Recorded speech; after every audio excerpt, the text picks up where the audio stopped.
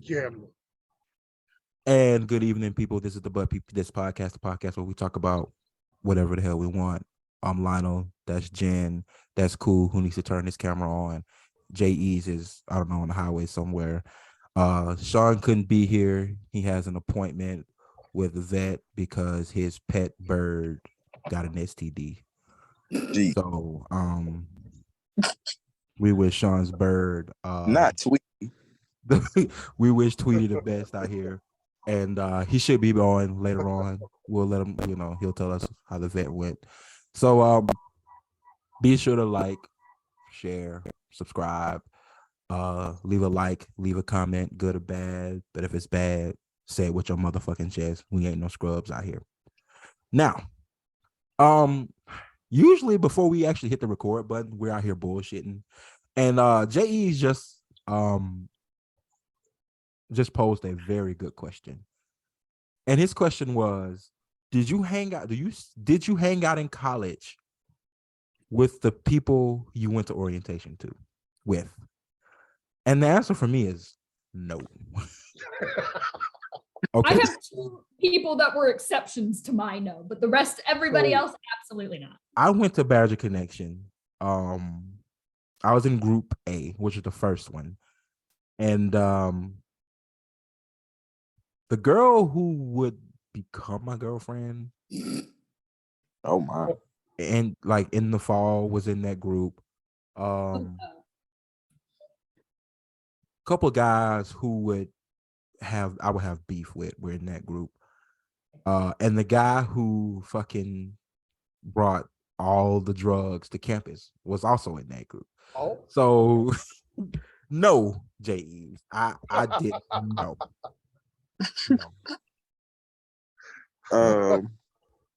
I couldn't because the people I was hanging out with, they got kicked out that same weekend. That welcome weekend, they got kicked out of that goddamn Christian school.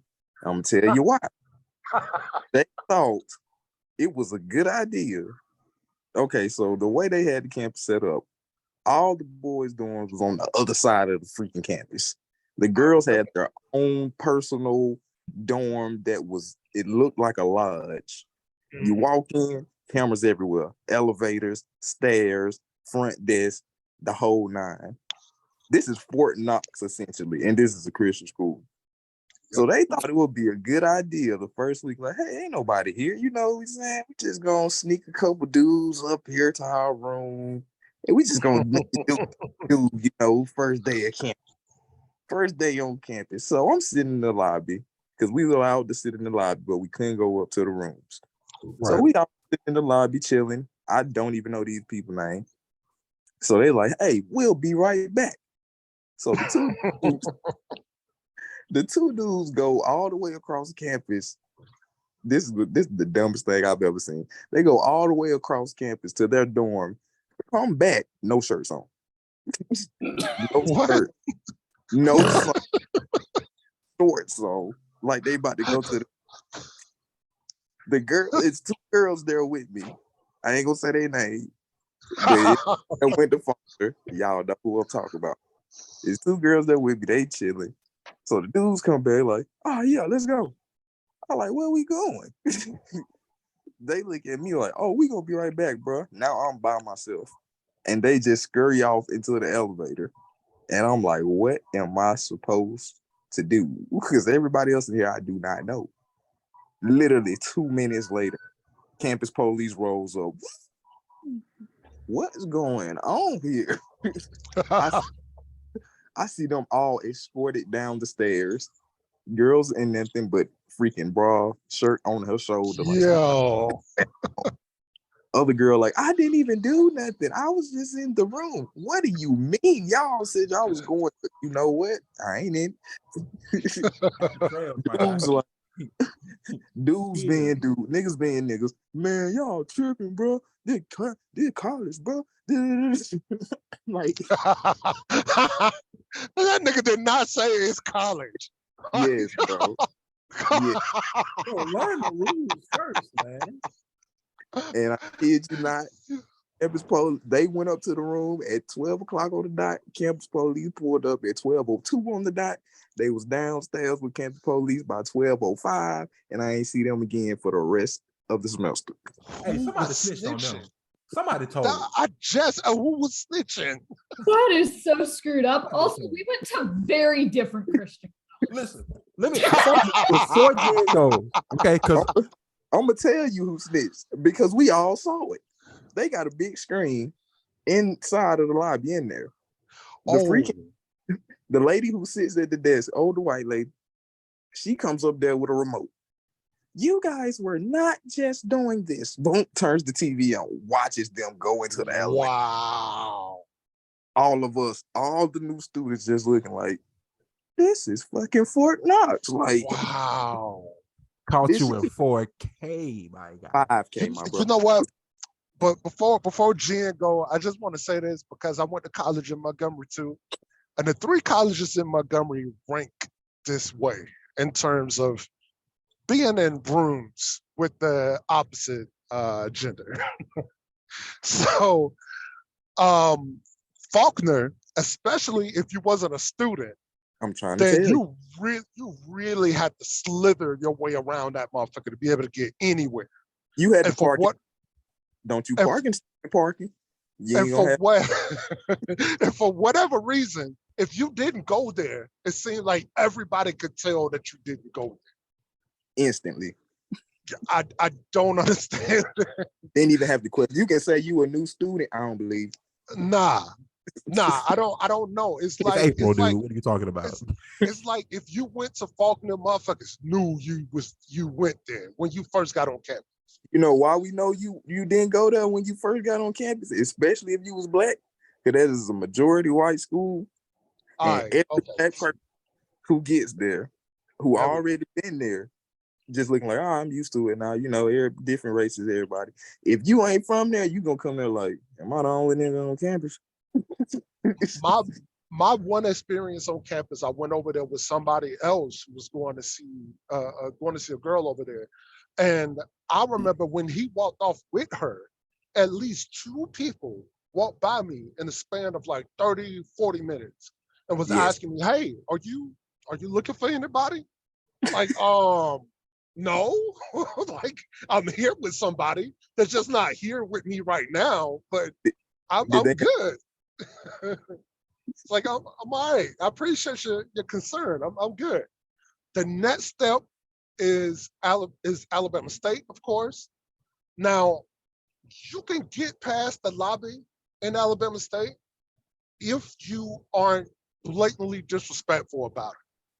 Like if the people in the lobby, if the people in the lobby know you're sneaking up to these floors, but if you do it in a way where they can say to their higher ups that I didn't see anything, they'll let it go.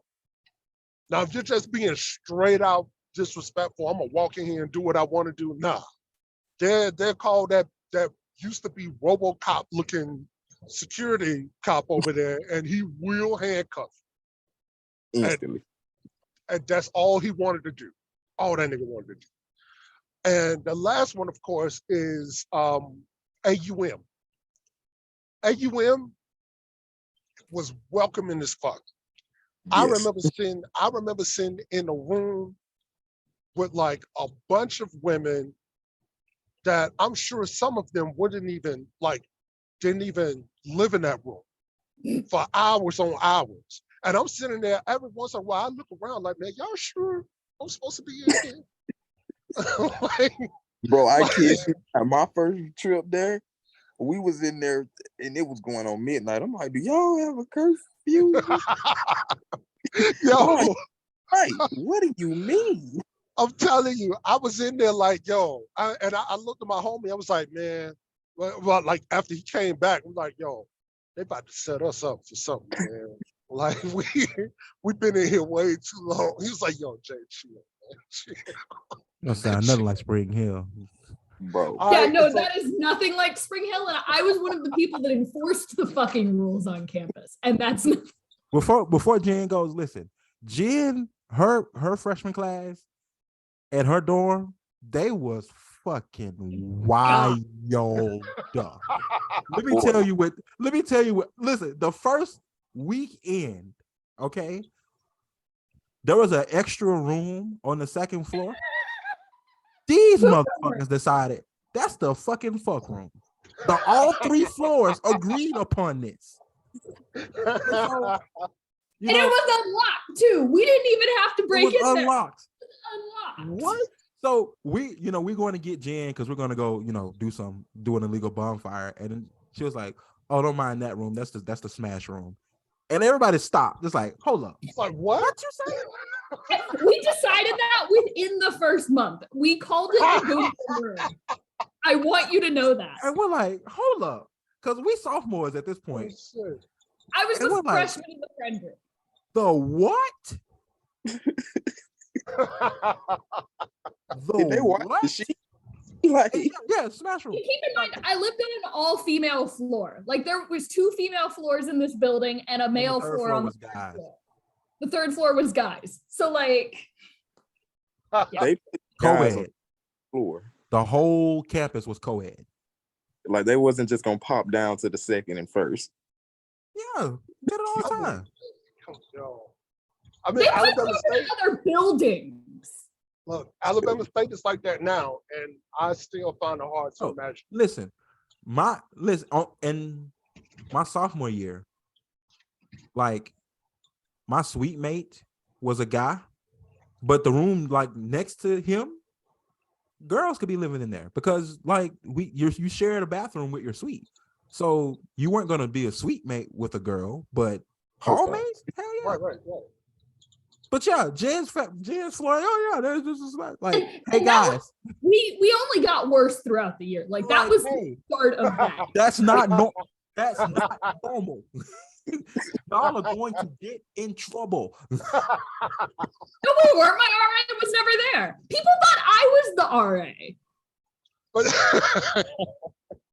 her naturally responsible ass. You see what I'm saying? But see, unlike Faulkner, Alabama State didn't really have a big surveillance system like that in their dorms. So when I was living in Benson was 7 floors. And the first floor, you could walk because it started to go down a hill. You could walk off the grass and climb into a first floor window like it was nothing. But if you had a problem, if any of the guys had a problem with any other guys in the dorm, when it came time to sneak a woman in, we all cool. We got codes. We got, I think there was like 4 vacant hoodies.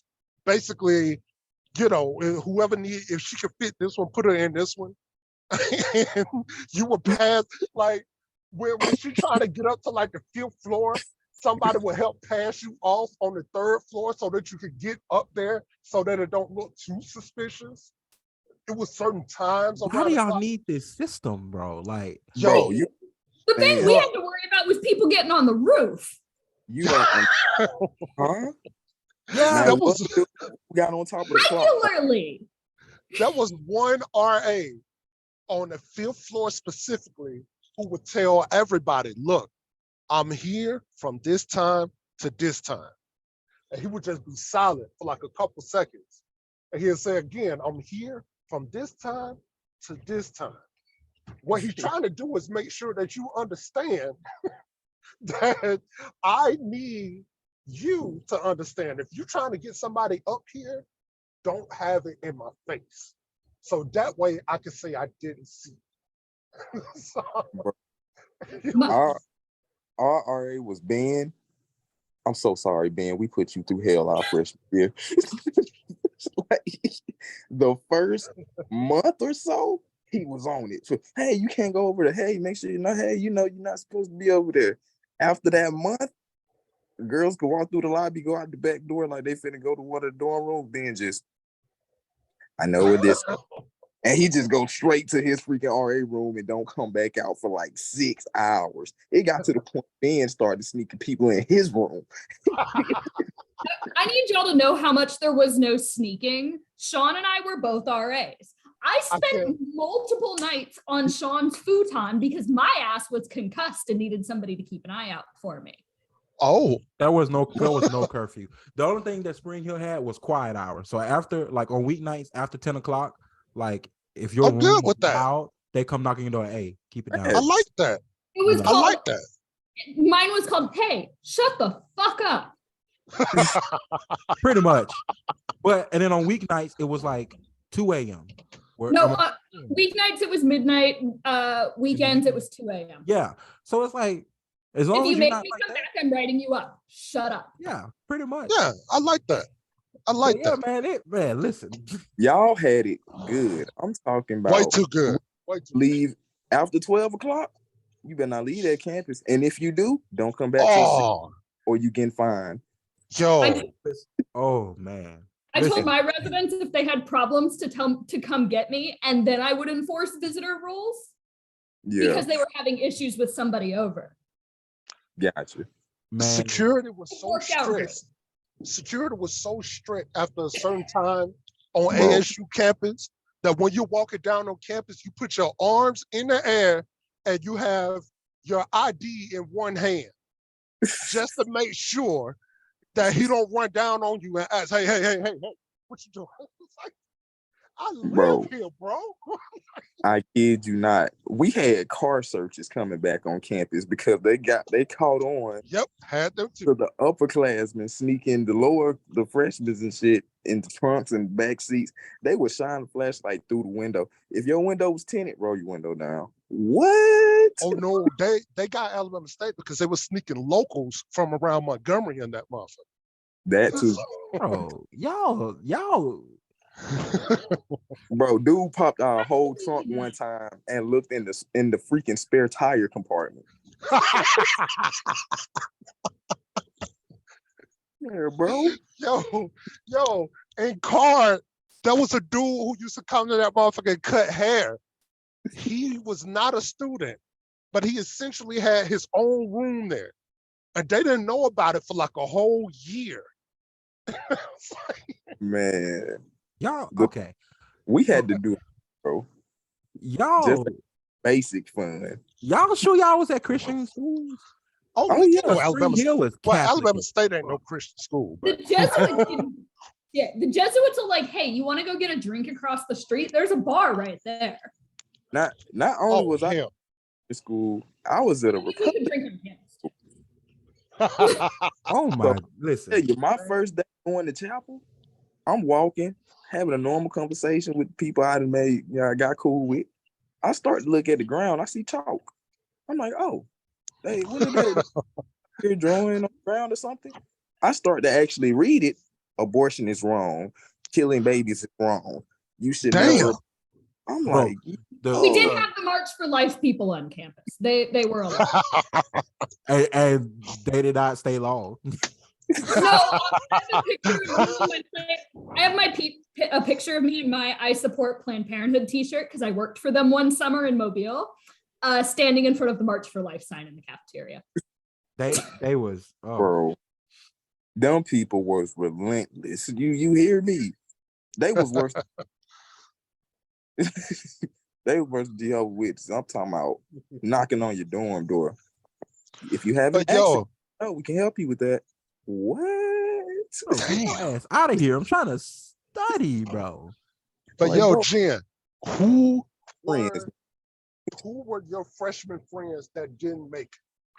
That's a good question. A lot of people did not stay because Spring Hill's expensive as shit. Okay. Throw that constant out. So like I lost maybe a third of my floor just because it was expensive. Damn. My Bring whole about 46, floor, 47,000 a year. We lost like half of a dorm because people kept getting caught and getting kicked out. Spring Hill was about 40, 46, 47,000 a year. Yes. And there was one person on my freshman floor that was not on federal work study out of like 30 of us. So keep that in mind. Like none of us had any money. No, we was broke. Well, I sold plasma 2 times a week. I couldn't do I that. did that I'm still not 100 pounds. Easy money. Easy money. I did that. What is you I talking did about? that too one time, bro. I'm The not big process, enough to do that. the Yeah, process Jen was of the too small, blood back in, you scared the shit out of me though. I'm man. still not big I enough was to like, do. Jen, this is $150 a week. You with have to be Ow. 110 hours. pounds. I'm 95 on a good And we're day. like, Jen, we can ramp up. We tried. We were feeding like for 2 weeks. It's like you can gain 20 pounds, Jen. We can do it. Shit No. wouldn't stick.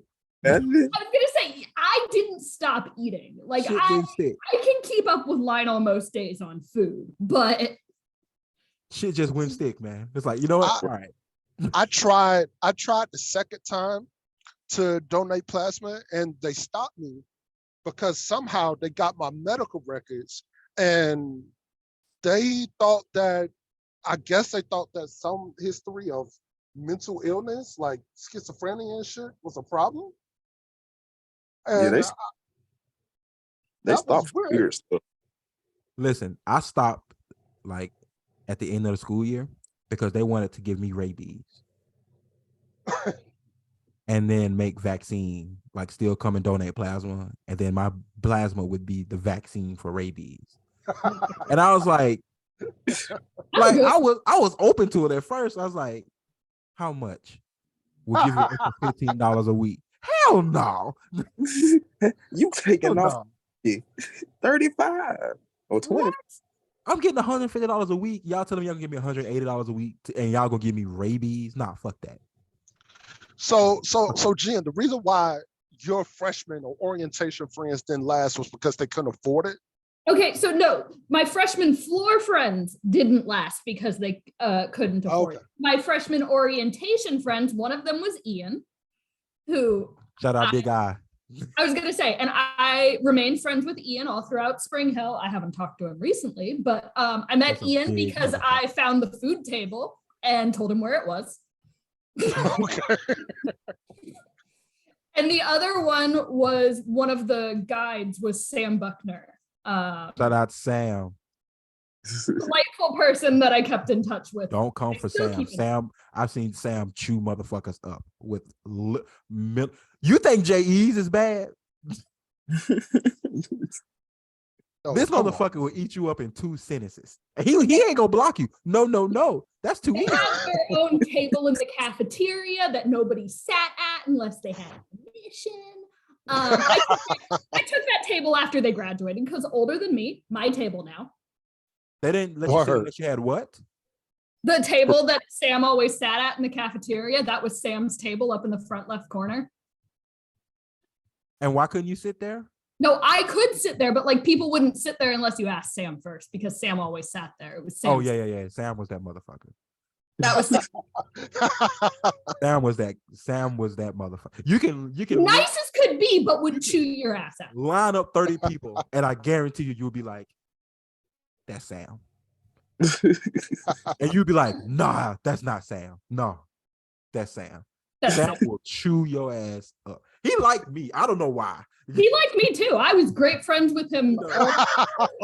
I mean, He's, I don't know. smart dude, genius level. Genius. Brilliant, level. very nice, would chew your ass out in a heartbeat. Man, we need to get Sam on the podcast. That'll be I fun. love it. But what about, go ahead, Jim, what about friends that weren't Badger Connection, that weren't on your floor, that didn't make it? I'm putting on the spot. Uh-oh. That would have required me to hang out with more people on my floor. Spent all that time with us. Well, and then the next year I made friends with people the year under me. Most of my friends weren't in my year. Yeah. Oh, wow. I Okay. think, honestly, I think our friend group is still the same, minus A couple of people. KB, GG's, Motherfucker. All right. and I can't remember. I can't forget remember her the whole name. name. That's just all I can remember. They're like four or five people, ironically all women. Okay. And it wasn't for any other reason that they were just annoying as shit. Like they would not go with the flow on anything. We have bonfires Fridays and Saturday nights. Why can't we do this on a weeknight? Why can't you just shut the fuck up? Yo, come on, man. Like, it took a week to dig. You know how long it takes to dig a 6-foot hole full of ash? Well, and then we had to sit there and move all the wood too. Like it's not. Haul all the wood down, soak the shit in hydrogen. I mean, isopropyl alcohol. Like, because that was the key. Because if you used alcohol, it didn't produce smoke and it didn't have a smell.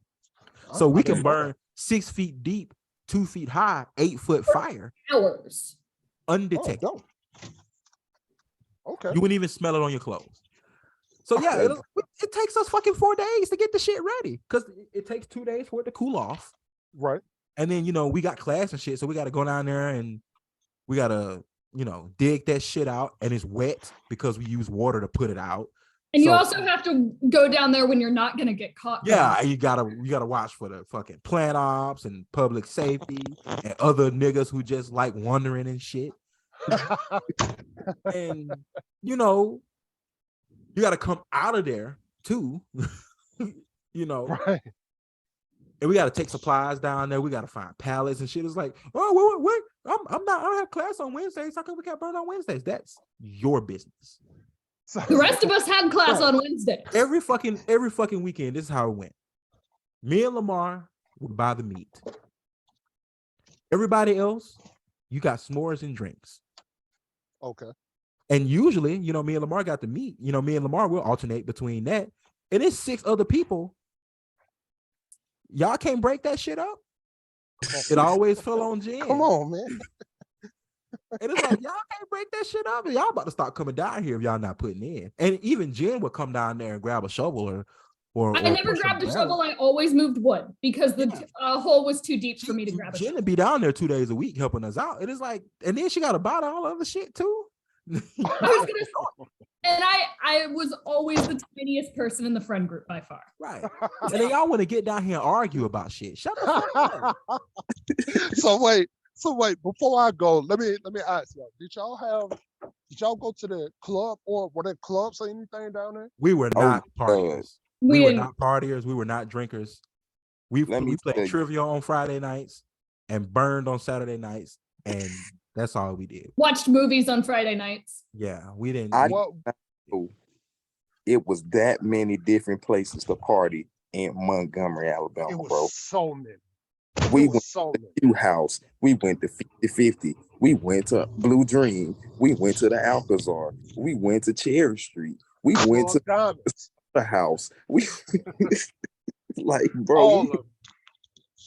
We went to every club imaginable, and the only thing I'm thinking every time I went is like, bro, how did I hype myself up to come here? And I'm ready to go 30 minutes in.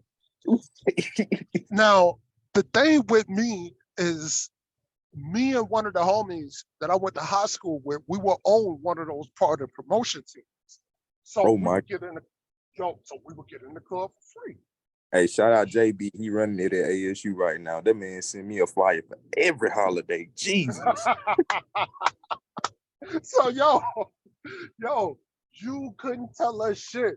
We would wait because you know how club nights are. It's like free before 11:30. But the only thing is free before 11:30. They ain't really nobody there until like 11:20. Exactly. Let me tell you this. If you ever go into a club, take some girls with you. 10 girls get in for $5. One Negro get in for 15, 20, 10, 25.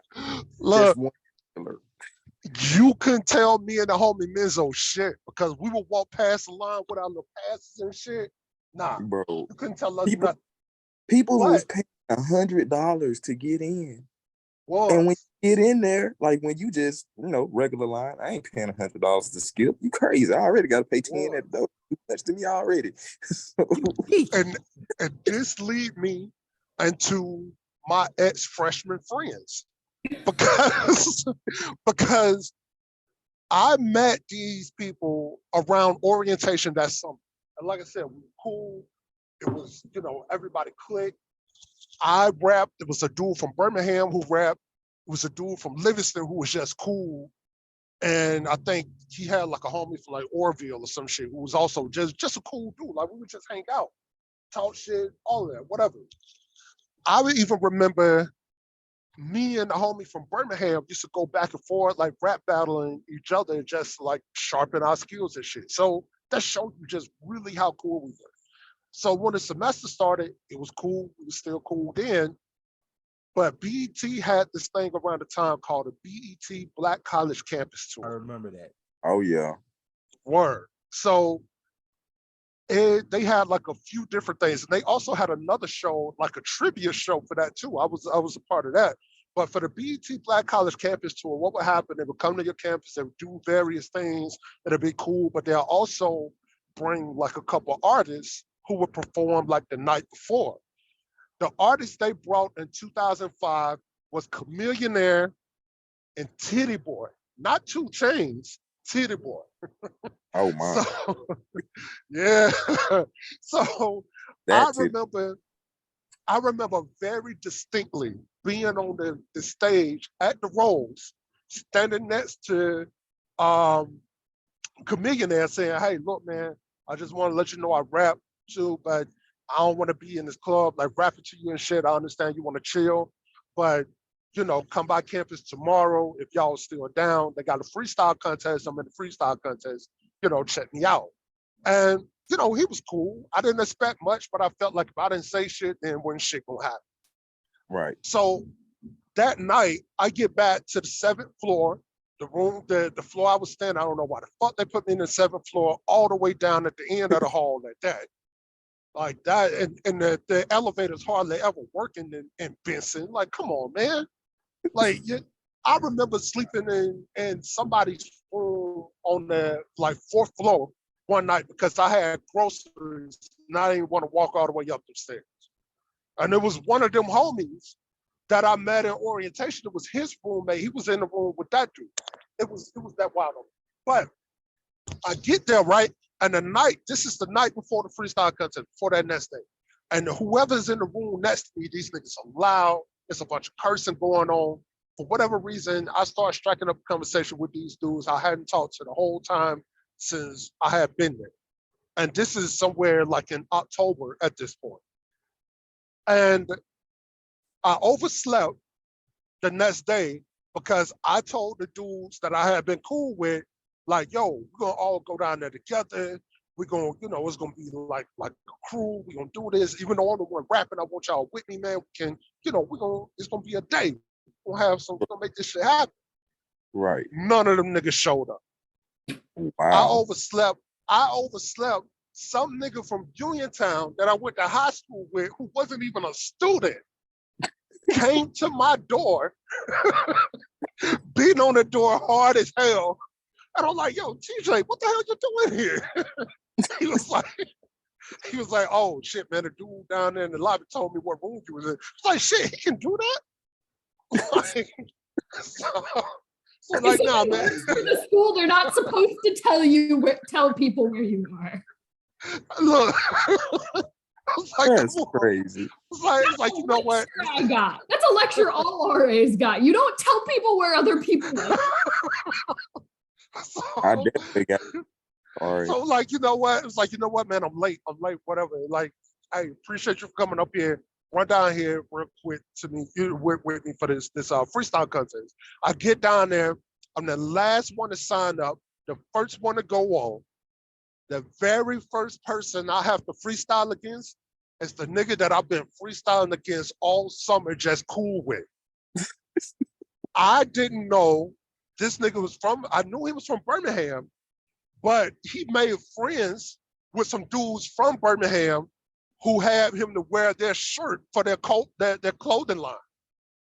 So I appreciate the business acumen. They thought he was dope, all of that. The thing that none of us knew is this nigga has stage fright. So he get halfway through his verse and start stumbling. I didn't even have to do much, and I won around, and that nigga never talked to me again. Wow. So that's one down. Go. So I go through the rest of the contest. I win the contest, surprisingly, because the dude in the last round was really dope. He won the year before. I'm still trying to get the footage from 2005. Somebody had it for me. That's a cool story too. Probably another day. Somebody had the footage for me, but they haven't been able to convert it yet from the camcorder they had to like a DVD or something else. Anyway, right? I got to get back with her. I hope she still got it somewhere. Anyway, before this came about, so after I win the contest, it's kind of, I go to the cafeteria. Nobody's in the cafeteria. I go there, I get one of the little ham sandwiches from the deli, whatever. I'm chilling. I'm trying to come down because I'm still high energy. So I thought it was great that I was by myself, but I also wanted to like, yo, where them niggas at? like what happened? Like I thought we were supposed to be cool. One other part missing here to get to the end of it. With my refund check, I bought a car. I wish I had bought it cash. That would have made more sense. But I had a 1997 Chrysler Sebring, but it was a convertible. Yo, a freshman with a convertible? Shh, y'all can tell me shit, man. Y'all can tell me nothing. None of it. So, and this is how I should have learned way back. This is how I know people don't pay attention. Because when you won the contest, they gave you an iPod shuffle and a chance to be on Freestyle Friday, of which I never got that email. I'm still pissed to this day about. But I did get the iPod shuffle. I didn't really know how to work it. I sold that motherfucker for like $150. Whatever.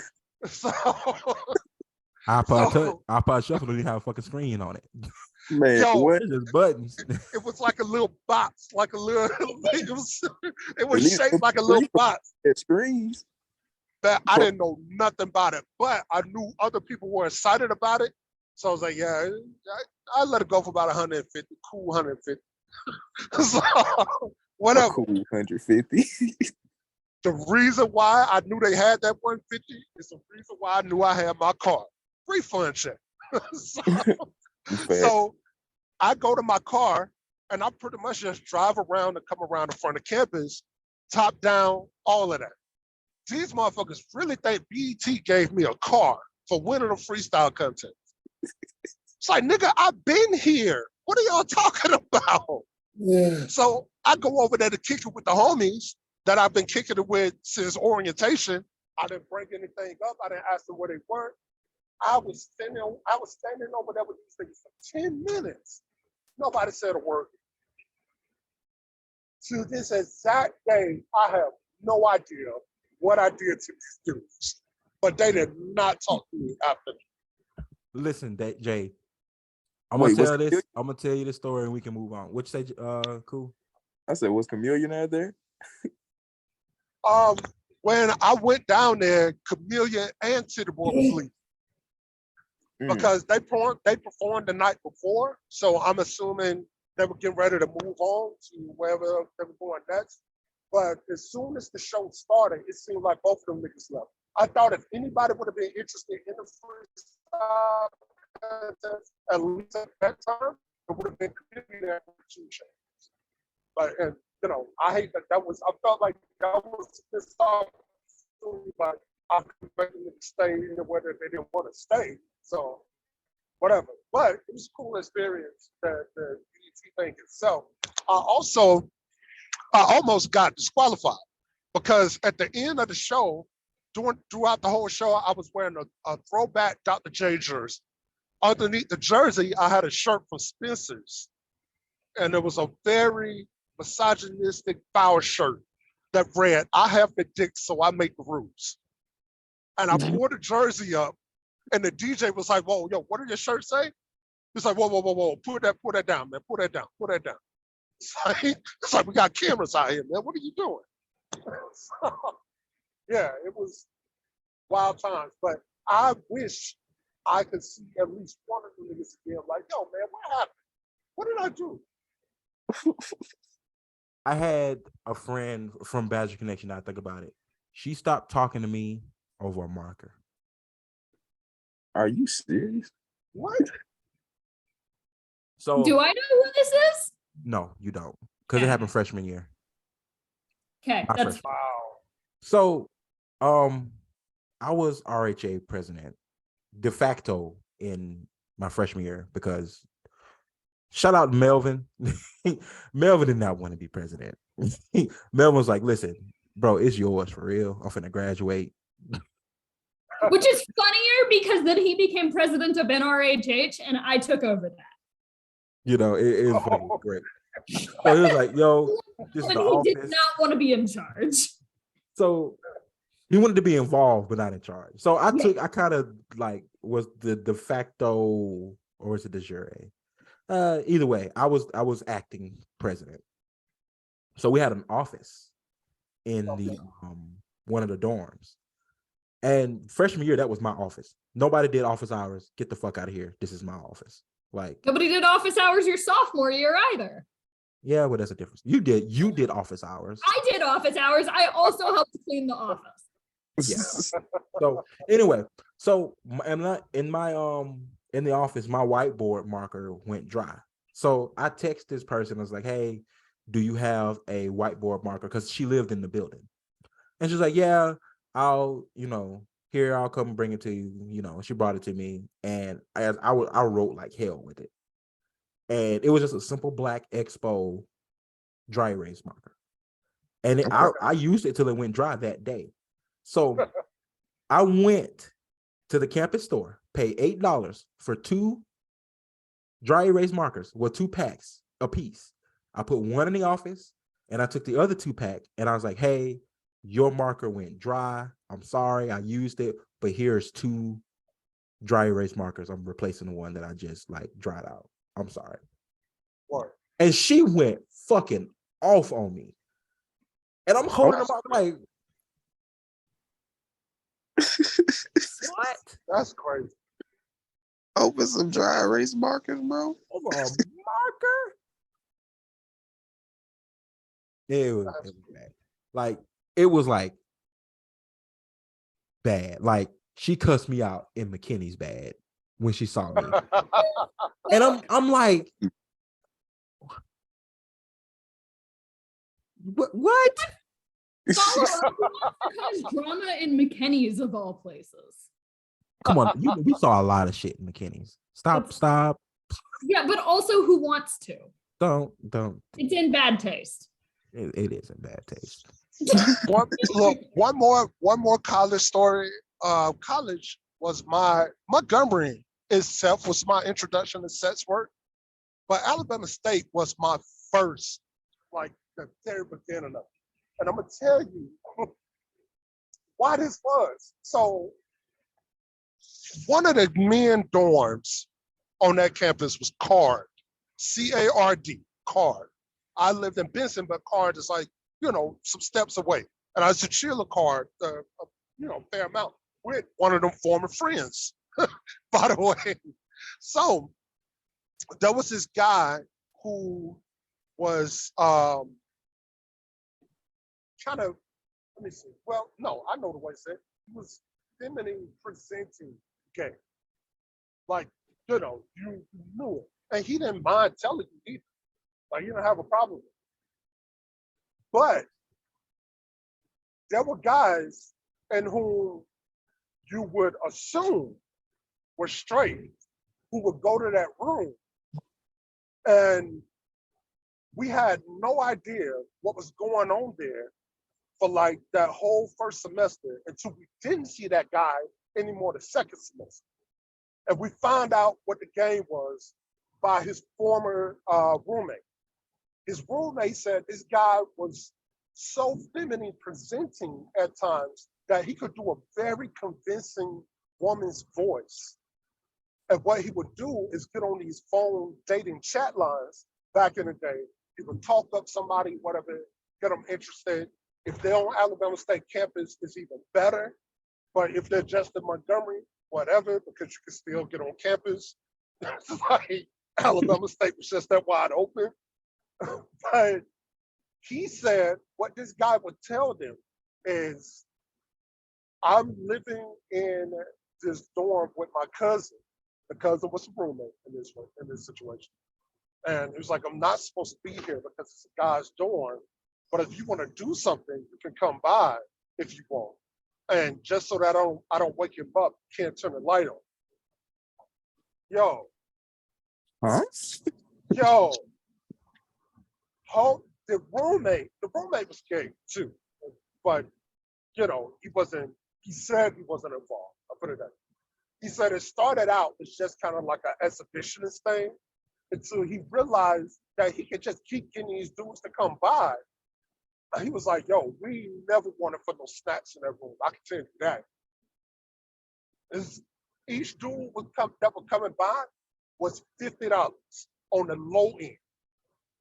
And apparently, these dudes didn't know that they were coming to see another dude because it was very strict rules on don't turn the light on.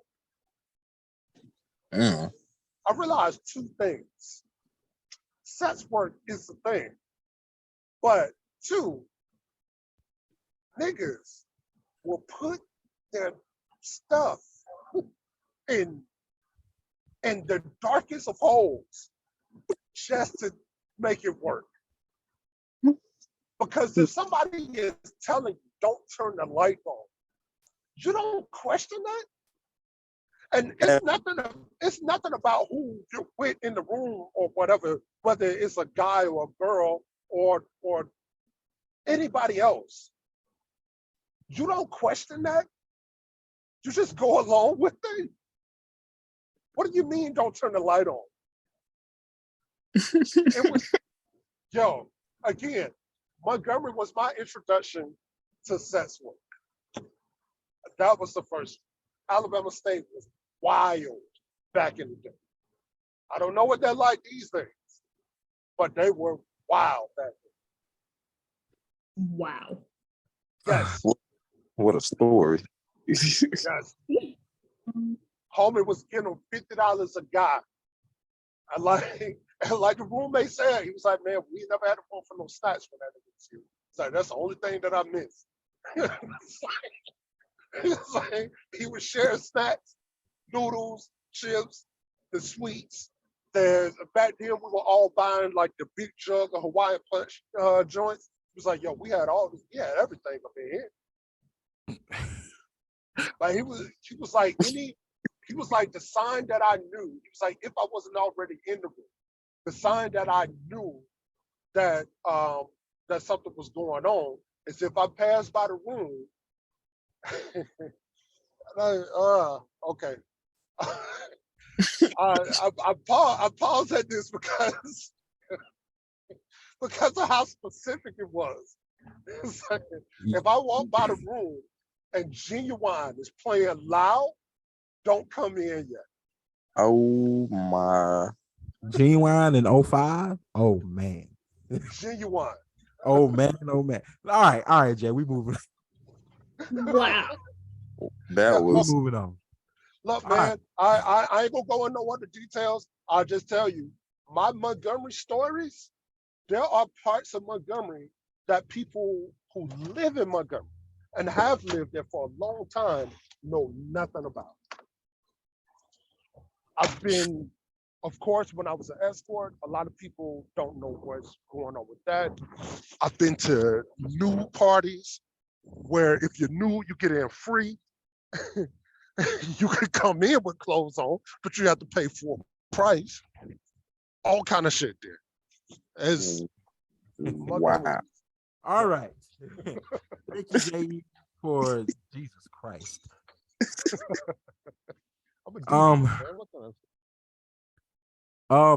It's kind of funny that Sean is not here to review his own movie. But it looks like I am picking the movie this week. Okay. And J.E.'s, you picked the album this week, so let's erase the days. Word. And who's picking the album for next week? No. Double trouble. That is crazy. I demand a respin. Nah, you'll get that. Hey. I go first. everybody name in there 4 times. I don't think that was fair. All right, check me out. So, last week, J.E.'s picked. Jen, I don't know if you listened to these albums or not, but I know you've seen Dope. So, Well, I also rewatched Dope because you mentioned it. So okay, you're not gonna like my review. So the movie Dope. Okay. We're gonna review the movie Dope. So here's how it's gonna go. Jen, I don't know if you watched last week's episode or cool. You review the movie and you answer the question to answer. Well, 2 questions: the overall grade, and will you watch the movie again? Okay. Okay. So the movie Dope. I'm gonna be quick about it because, I mean, the movie wasn't really all that long, so there wasn't a lot to take from it. So I gave Dope an 81, B minus. Okay. 60 of that 81 points was the soundtrack. Jesus. And not the songs that they played in the movie. I mean, like the 90s soundtrack that the movie had. Okay. And then the other 20 or so points was like the actors. The actors were really great in the movie, but once you got past the acting and the soundtrack, it was like the typical story about growing up in the hood, honestly. Like, you're outcast, or you're a thug, and the whole point is to make it out. And you go through all of these trials. You get involved with the wrong people in California in the 90s, or in this movie, these guys love 90s stuff, but they're in Inglewood, and there's gangs, so you got to get involved with a gang, and then there's always somebody who's involved with the gang that you don't know. And in this case, it was the businessman, and it's like it got very predictable once you saw, like, okay, this is the basic, like, get out of the hood story. And although it was a good movie, like, I would watch it again, but I wouldn't like, oh my God, Dope. Like, if I scrolled by it, if Dope was right next to fucking Malibu's Most Wanted, I'd probably pick Malibu's Most Wanted. Wow. As a matter of fact, you know what? J.E., do you have HBO Max? Is he there? Yeah. Cool. Do you have HBO Max? No, I don't. Or Well, I'm gonna let y'all go, but yeah, Dope, good movie. I felt like this. It was the same storyline we've seen 1,000 times, especially with black main characters. It seems like we can't get out of the I'm gonna get out of the hood stories. Like, can we get a fucking movie about the black kid who grew up in fucking Napa Valley? I can't lie. It's kind of the equivalent to like the slave movies. Like, yeah. So, like I said, 81, real good movie. It was a good movie. I'm tired of seeing the same storyline. So I'm going to mute while I don't know who goes next. I don't care who goes next. But I'm going to mute. Okay. I guess I'll go next. cool. I give it, and it's kind of, I like the movie the very first time I watched it because of how they incorporated the whole crypto thing. That was cool to me, and that was the one different thing. But like Lionel said, it was a lot of the same thing. It's like, we in the hood, we trying to get out the hood, we trying to sell something to get out of the hood. Ends up being drugs that you weren't even supposed to have.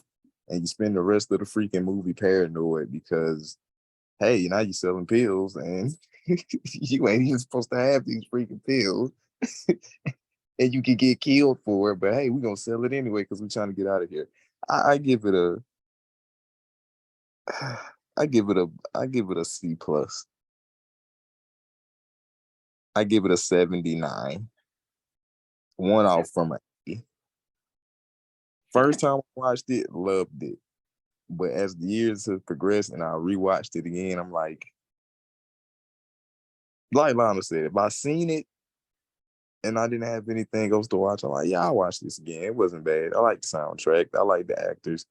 I like the scenery, like how they shot the scenes and stuff. And then I like the whole crypto thing. So it was like, it's cool enough to watch again. And it was kind of funny. So it was like, sure. But if it was like, let's say it was a brand new movie that was coming to theaters and I somehow got my hands on the bootleg and I saw it before it came to the theater, I ain't spending my money on it. I don't think I would. Hey, cool. Rush. Oh my God. The movie That- Rush. That could be a podcast in and of itself, And bro. fuck. I know the words I'm trying to say. When you've seen one hood movie, Oh, you've seen them all. There you go. Okay, Jen, is on you. Okay. I've now seen the movie twice because we watched it the first time in college.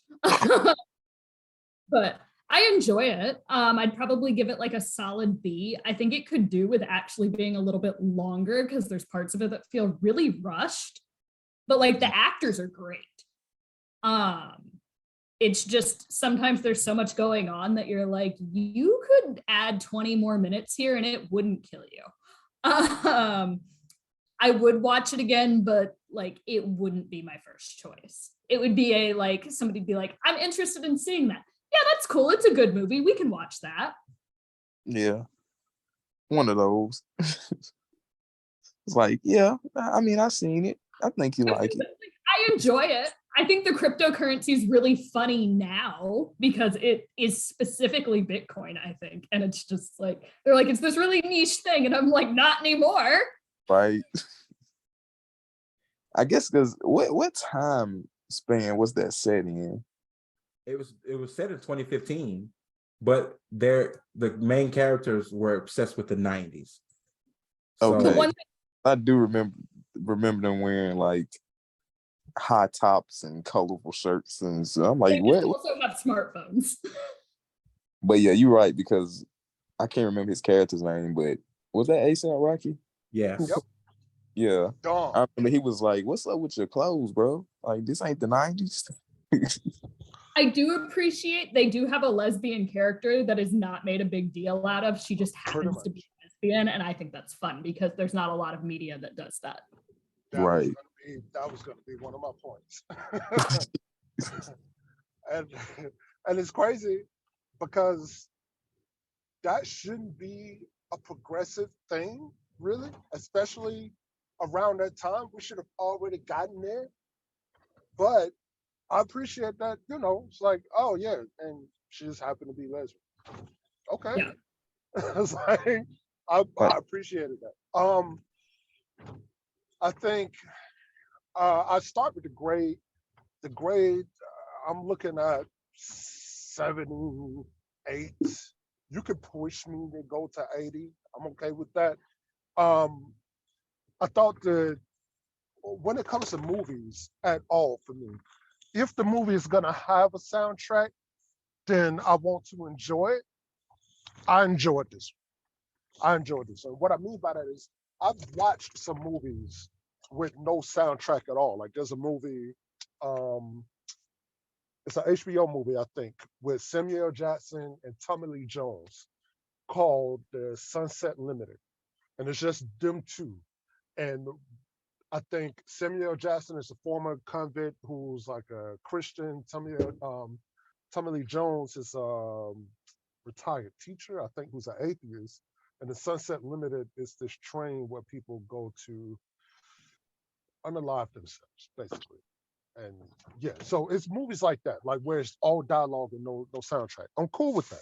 But if you're gonna have a soundtrack, I want to enjoy it. I enjoyed this. I love the wardrobe. Everybody's wardrobe in that movie.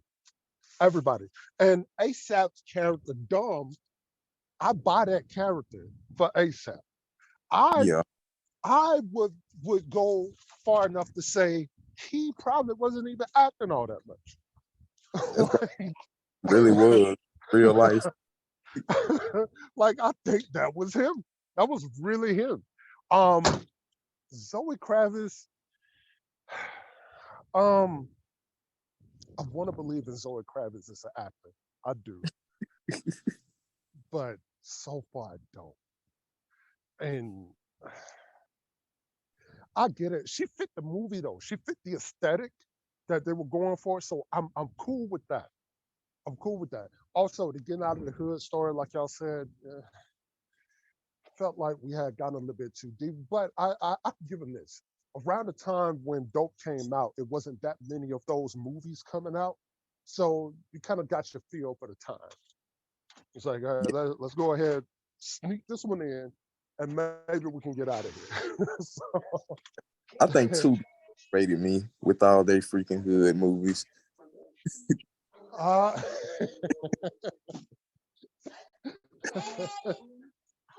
that's Hood Movie Central. Man, Tubi? Oh yeah. every single black movie on there, bro. Either relationships or in the hood. So, the lead character, what's that actor name? Is it like Sharif or Sharif or something like I that? think Okay. something eek. Hang on, I got you. Okay. I thought he's a good actor, but I think I probably would have chosen somebody Shamik different. Moore. Yeah, Shamik Moore. Okay. He kind of overdid it with the nerdiness part. That's what I'm saying. Because That's what I'm saying. it's like, okay, I can understand the whole you're a nerd, intimidated thing, but some of the stuff you do, like the stuttering and the stuff like that, like, come on, bro. Right. And the thing about that is I wish whoever was doing the writing or whatever had known black like nerds or whatever. Like that's not who they are. Like, okay, maybe a few of them, yes, but for like the majority, no, it's just cool niggas in the hood.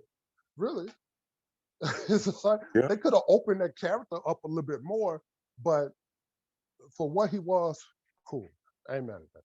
So yeah, all in all, 78. Would I watch it again?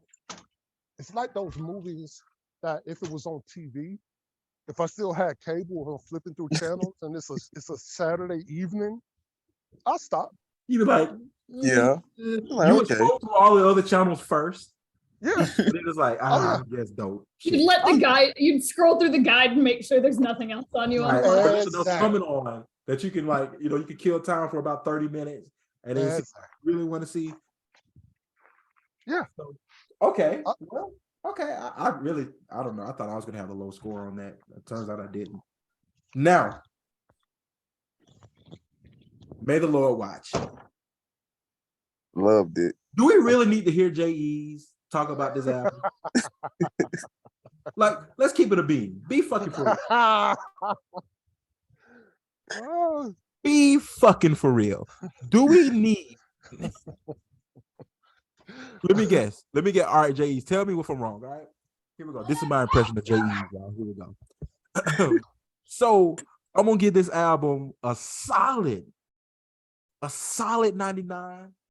The beat was just Little Brother. See, if you listen to the Minstrel Show, then the skits will make sense. They didn't have what's his name, Ninth Wonder working, and this album was just Little Brother. It was pure Little Brother from the lyrics to the beats. It was that album, man. It was that thing. Only thing I would say you got off is I give this album 100. I ain't gonna. Excuse me. I ain't gonna even play with y'all. That album is A++. I'm gonna tell you this, Jay. I agree with you. I gave it a 96. Personally, I did too. Exact same score. I gave it a 96. First of all, like when I first put this album on, I was sitting at my desk and I was going through like invoices and shit, and I was just naturally like, you just sitting there going through invoices and doing this. And one of my coworkers came on, she's like, what are you listening to? Because you've been nodding your head for like 20 minutes. And I was like, I'm listening to this album by like Little Brother. And she was like, you must be really enjoying it. And I'm like, I guess. And then I gave it a second listen, like a hard listen, and I found myself doing the same thing. And I'm not even like realizing that the album is on. It was just like, yeah. Good Morning Sunshine is my favorite song on the album. Bro, Good Oh, Morning Sunshine made me appreciate waking up in the morning. So I don't even play no more when I wake up. Usually I get up like, oh man, fuck this shit. I'm tired of You black niggas. That's my favorite. No, what was it? Hold on, let me go to my notes. Skit? Why are you even saying that to me? He said, "You're a toxic gutter bucket slum donkey." Like, bro, Bro, that album was good. It was good. but what? Yeah, sitting alone when he got to the part where he was like, "I'm off my child support payments, blackness." yo, that whole verse is, I think he was like, this is when you get to A going certain to the age. club. Yeah, going to the club after 30. For me, That's what that verse is about. That's sitting alone was one of my favorites. Picture This was so nostalgic for me because it took me back to the days where I would just sit in the living room as a little kid and listen to my dad make like DJ mixes and stuff. I'm listening to my cousin rapping. Whole lot of TK Soul in this bitch. Bro, what Well, the very for TK Soul. the feel is my song though. The Woo. very song. That man. So that verse that you was talking about is he said, my man's hit me up and said, tonight, dog, we celebrating. My son is going to college. I said, congratulations. He said, nah, you don't get it. It's 2 graduations. Him from high school and me from child support payments. Yeah. Blacklist. They're like, hold up, when that shit bad. He happy because his check no longer getting garnished. Then he texted me a flyer with these strippers on it, with 8 different color typefaces written on it. I'm thinking to myself, damn, man, this is a warning. That shit. I find myself doing that a lot. You just Bro. you just nodding to the beat and you didn't even listen to the words. Like, hold up. Right. Then even the skits, bro, like a word from the president when he was like $69.95 to get into the service for his real Fonte, but I forget what he called him on there. Yeah, I forget. That's Fonte's. Yeah, that's his alter ego. That's his yeah. alter ego. So yeah, He's like we also be having our winter line sales ready at the funeral. Like what? What? You didn't hear that? yeah. So I guess the big question is, will I listen to this again? Yes. Yeah. Should Jen listen to this album? Yes. Will she? I don't know. Maybe. Maybe. And the only reason I gave it a 96 was honestly selfishness because I wanted more. It's like exactly, bro. Give me Right. 2 more tracks. It would have been 100. Right. 2 more tracks. I give you that. Because, and that's why I was telling y'all at the beginning, it's an easy listen. It's a very easy listen. It's a really like easy listen. even niggas hop. Like I'm listening to them argue about who the best basketball player. I'm like, bro, this is every barbershop. Oh every yeah, barbershop. Kareem Abdul-Jabbar. At the beginning, I did not know that was Jamel Hill on that skit. Like I had to look up a lot of stuff because I'm like, hold on, whose service did this dude really die? Then I was like, oh, this is an alter ego. He one of the members. Right. Then the line where he was like, what song was that? He said something about Montgomery, like relapsing about like having sex, whatever. Oh, I was yeah. Emma? Yeah. But see, just a quick story, because I can end up talking about these dudes forever. Quick story. They met in Durham, North Carolina, when they were both going to college at the time. So okay, when I think Night Wonder left around 2007, 2008, like that, Lil Brother had 2 other albums after that. Then Lil Brother broke up. And everybody was asking him to come back. So many people. One of the biggest ones is Questlove of the Roots. Wanted him to come back. So there's this festival that happens in Durham, North Carolina every year. And somebody backed out at the last minute. And one of the organizers was like, you know what? Let me hit up Fonte. I know Fonte is somewhere in North Carolina. Let me see if he want to do a set. They hit up Fonte. Fonte was like, my show DJ, my road DJ, he's not around. Shit, let me hit up Night Wonder, see if he would be down for it. He get on the phone with Night Wonder, they started talking about it. And at that moment, he was like, you know what? Let me see if Big Pooh will be down with this. I don't know if he'll be down with it, but let me see if Pooh will be down with it. Pooh was in Charlotte.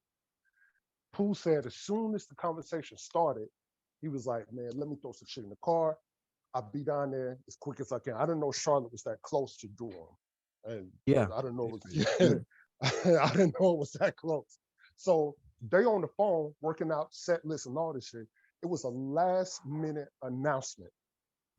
The very place that they first got together was the place that they got back together. And that's when the conversation started about doing this album.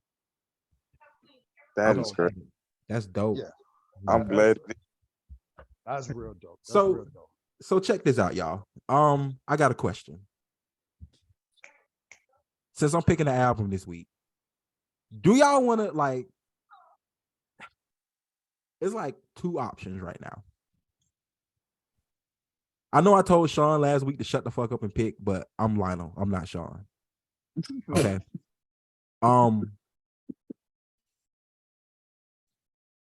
Well, wait. Are we Did gonna you- go? Are we gonna go rap another week? Wait. Did you spin for You new don't or have old? to. No, we're not doing that no more. Okay. Why not? We just pick an album because Okay. it's easier to just pick an album. I got you. So are we gonna do hip hop one more week and then maybe next week we'll have Jen pick something that's not hip hop and just change the whole game? I mean, look, remember, I was real close to not picking hip hop this time. I mean, I I don't was know. gonna do Juice World, and he kind of a mix. He kind of like a alt hip hop. Yeah, I was gonna go to Hmm. jazz on the last one. I think we're gonna go hip hop one more time. Okay. All right, that's cool. Hang on. Let me. I also have a country album. We're not doing country on this. Hold on. Yeah, Lee, bro, There's you been really good. good Hold on. country music. I don't care how good Is some country good. music is. Will not be reviewed. Country Bro. music and The Money Store never be reviewed on this podcast. As Bro, long as you don't, I'm on it. you don't like Tennessee whiskey, bro? It's a good song. This is a bit overplayed. I mean, that ain't Yeah. on the album I was gonna pick, but like, come on, of all songs, It's That a one- really good song. It's a cheap song, but it's a good one. I don't care about this majority y'all got going on. I don't. There's some Yeah, really I good. don't care. It doesn't. No. so there ain't no. You can go anywhere. You can go Hold on, y'all. anywhere except country. Hold on, y'all. I'm gonna get them right. So there's no country song you like. I got a few country songs I like, no more than 5. But they're Okay, more 'cause I- pop than fucking country anyway. Because I was about to say, if you like Lil Nas X, You know what? Lil Nas X is played like Old Town Road got played out real fucking fast for me. it did, but I bet you liked it. And I it liked it for a minute. We will not review country music on here. hater. Fine, I'm gonna pull out the rock music then. I was gonna say there's Do it. Go for it, please. You know It's how cool. I was to picking fucking I what's was the I was fucking name thinking of about that? a Lit? I was thinking about a Led Zeppelin Psalm 40 greatest what? hit album. Listen, I almost picked Everclear. Santa Monica by Everclear was my number 1 song last year. But Dang, yeah. So I was gonna go with 21 Pilots. that's not rock. Can you turn my light back on, please? It's not rock. What is it then? It's pop. Really? Yes. Huh. Nothing. Yeah, I mean, no, it's pop. That's definitely pop. Avenged Sevenfold is definitely rock. Might even be metal on some of them songs. It's fucking 21 Pilots. That's now if you had said Stone Temple Pilots, that's rock. Okay, so the movie for this week. First of all, does everybody have Hulu, HBO Max, or Roku, something like that they're paying for? Hulu and Netflix. Net of the Flicks, Roke of the Coup, I'll make sure Two y'all of get. the B. I'll make sure that y'all get this movie. But the movie for this week is an all-time favorite of mine. And if it's not an all-time favorite of yours, then shut the fuck up because nobody asked you. And it is on Hulu. And it's also on Amazon. And you could probably find it somewhere else. And if you need $2, $3 to buy it on YouTube, just let me know and I'll give you $3. But y'all watching this movie. And that movie is... Hang on, let me screen share. Why do I have a feeling? From Dusk Till Dawn. Oh my God. A Robert Rodriguez film. Oh my God. From Dusk Till Dawn. This is such a Lionel movie. Quentin Tarantino is one of the best directors and movie makers of all time. Right behind John Singleton, Martin Scorsese, Steven Spielberg. I would love to note that you have White Chicks up in another tab. I literally almost picked it. Yeah. I almost picked it. I love White Chicks, but like I would know, like to note that is up there. As a matter of fact, hold on. Oh my God. The first or the second? On second thought, we might be doing White Chicks. Nah, you can't change. From Dusk Till Dawn. This is an all-white party. Negro, please. Oh, the deception. You deceived me. Okay. And the album. Jen, I think you're going to like this one too. We're going to wrap one more week. And the album is Apartment 505, Coast Contra. By who? Coast Contra. Okay.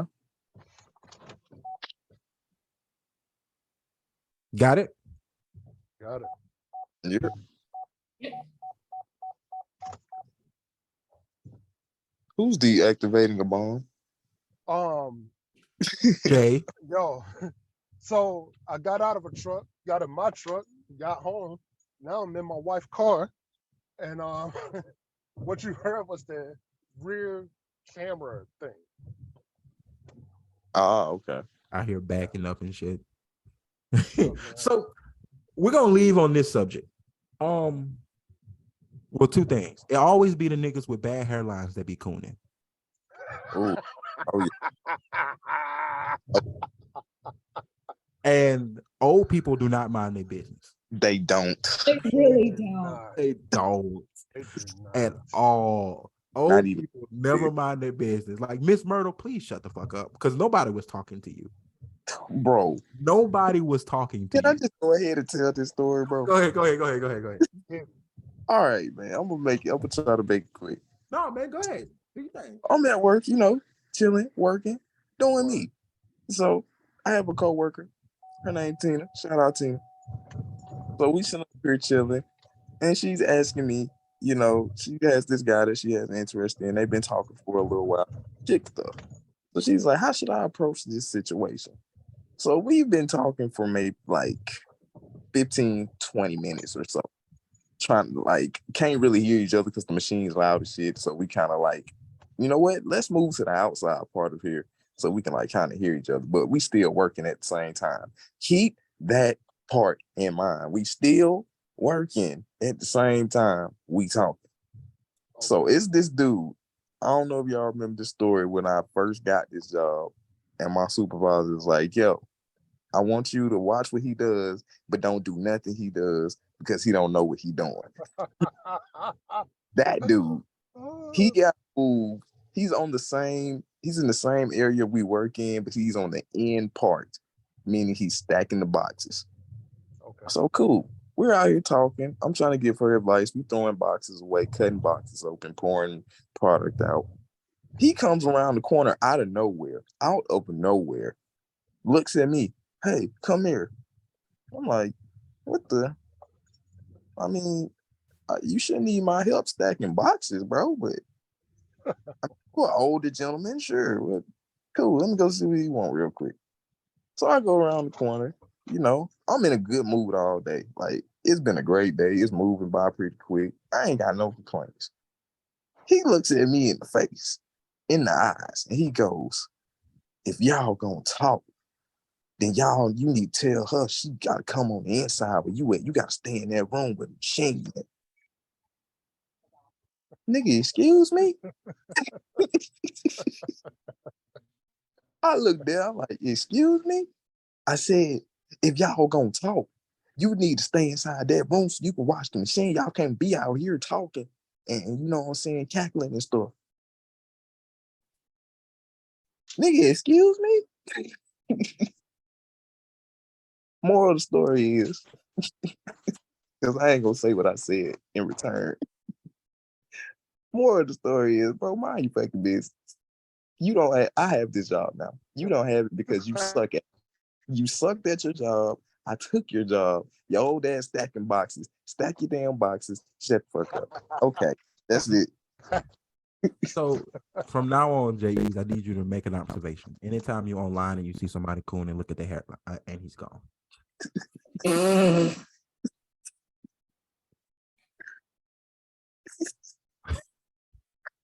Mind you, his hairline was also gone. He wears a do-rag. I don't know why, because he ain't got no freaking baby hairs to be taken care of. Always be the niggas with the bad hairlines that be out here cooning.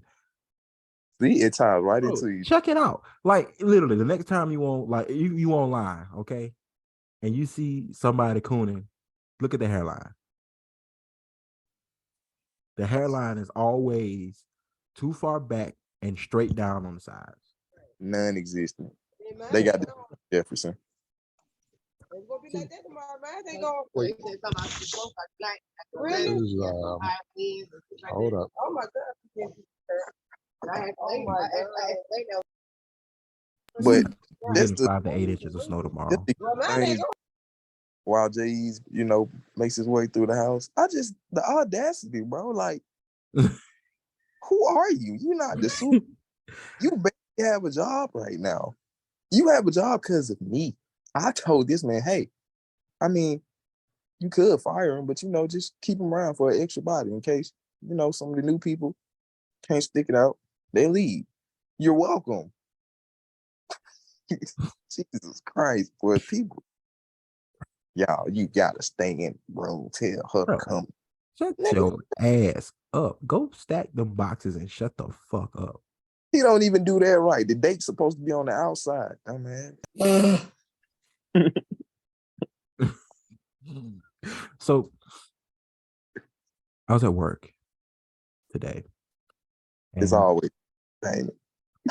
When new people get hired, they always get walked around the office by HR, and they like say, hey, this is accounting, this is customer experience, this is the engineering group over here, this is compliance. Like, you meet people. Mm-hmm. So me and my division are like 5 of us. We wear earbuds all the time, in-ear earbuds, because we're on the phone a lot. We're always in a meeting, and then when we're not in a meeting, all of us love music. So, and then if we need to talk to each other, we can just, we talk to each other through the earbuds because it's loud in the office because it doesn't have a roof. No, it doesn't have a ceiling. Okay. So like the air conditioning units and all that stuff is loud, right? So, I see HR coming. And so I get off the phone, of course, because I know they're gonna come over here and say hi, and I don't want to be like rude. Word. And Right. so, dude, she said, oh, this is, leg 4 where they do all of the heavy lifting for the company, all the big jobs that, we can't handle. And I got my earbuds in, but I'm like, dude goes, excuse me, can you take your earbuds out? That's rude and unprofessional. Oh, nigga. Okay. I can hear him. I can hear him with the bud in. Okay. Excuse me? Okay. You talking to me? Bro, my same backs. He going on, and I'm like, bro, this is your first day. You need to chill. You're doing a lot, bro. Look, and so at this point, he's gotten the attention of my coworkers who are women. And they are bulldogs to other people who come over. Right. So now they're like, everybody has their earbuds out. Like, what did he say? he is doubling down. Right. VP comes out, the VP of the division. Right. Now remember, we bring in a lot of money for the company. So he is like one of the VP. Every division has a VP. That means he's not the vice president of the whole company. He's just VP of the division. Right. Okay. So he comes over and he's like, what's going on? And I was like, oh, buddy is over here telling us we're rude and unprofessional for having our earbuds doing work while he's walking around on his first day tour. Again. So he pulls his earbud out. I was like, oh, I'm sorry, I didn't hear you have my earbud in. You gonna tell the VP he unprofessional? Bro, hairline was way back in the day. And it's like, always niggas with the hairlines that be out here cooning, bro. I left out a part of my story, bro. Not only did he try to tell me what to do, like he was the supervisor in this motherfucker. He tells another lady, hey, come here. Can you go get Marvin? Marvin is the actual supervisor. I'm inside of the room at this point, but I can see outside of the little blinds that I'm behind or whatever. So I'm watching. He points directly to the room. I'm like, is this man snitching? Like, bro, you mad we was having a conversation while working? So I'm like, okay, I want to see how this gonna play out. So I'm just looking. So he finishes telling his little story, whatever he was saying. Supervisor looks like towards where I'm at. He can see me through the blinds, like they're see-through. Like he can see I'm standing there watching them talk. He looks back at the guy, literally takes his hand, just waves him off, like, all right, whatever, and walks off. And he comes in right after that on some buddy junk. Like, hey, did they ever, you know what I'm saying? Did they ever get your paperwork back to you? Bro, get out of my face. Get the fuck out of here, bro. like, do you? I can see you. You see me seeing you, trying to get me in trouble. When I pretty much took, get out of here, bro. So mine is a little opposite. It just, in work settings, the times that I've been in them in the past few years, it's only been orientation classes. But in these work settings, I don't talk much. I don't share information that isn't pertinent to what we're here for. So what I found out is when you're not doing that, then they want to know what's going on. So, and I remember sharing this a couple years ago. I'm in the orientation, and the teacher there, he looks at me and he said, you don't talk much, do you? I said, no, sir. He said, shy? I said, no, it's just a principle. I'm thinking it would stop right there. Really thought it would stop right there. I really didn't think I would have to say anything else. I thought that another adult would respect a response like that. This man said, can I ask why? I said, Told you. I told him, I said, in professional settings, I don't believe in speaking too much unless I have to. When a man or woman speaks too much, the listeners can get confused or offended by what's uttered. Therefore, simplicity is paramount in such a venue as this. I They like fired you. your ass, didn't they? Let your ass go right there. Oh, you got to go. The Is this man, motherfucker they treated me like I wasn't there anymore. So, is this man well spoken? oh, because look, this is another thing I learned in trucking. Motherfuckers think you're dumb. They do. And here's the thing. I I hate saying this because it sounds cool. I understand why.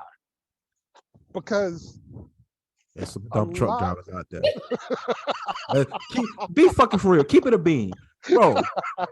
You driving every day, and that radio on 9 statements out of 10 is dumb as shit. it is dumb because, and I know this industry by now because before I got in it, I researched the hell out of it. 90+% of drivers are Republicans. And since the time of Trump, they're not just Republican, they're far right Republican at this point. And a lot of the stuff that they're listening to in that truck is either Republican talking points or conspiracy theories. And it's a thin line between the two. So when Listen, I'm talking, Not a line between the two. you want to know something funny, Jay? Jen has actually caught a whiff of my truck drivers doing that. It is not pretty. That gotta be It's not even I'm trying to find a word. It's not even well thought out. that it like you can think. My whole degree is in political science. Oh. My second degree is Are in you- law. Okay, wait a minute. Hey, Are you come telling on, the story? man. Are you telling the story, No. Jen? They're just annoying. You should. Listen.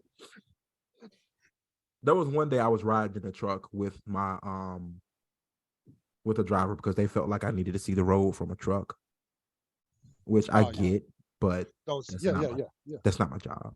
I feel you. Like, you get paid to drive, I get paid to do everything else. That's how this relationship works. You worry about the truck and the road, I worry about everything between here and there. Okay. Work. I'm sitting in there, and these guys are just going on and on and on and on.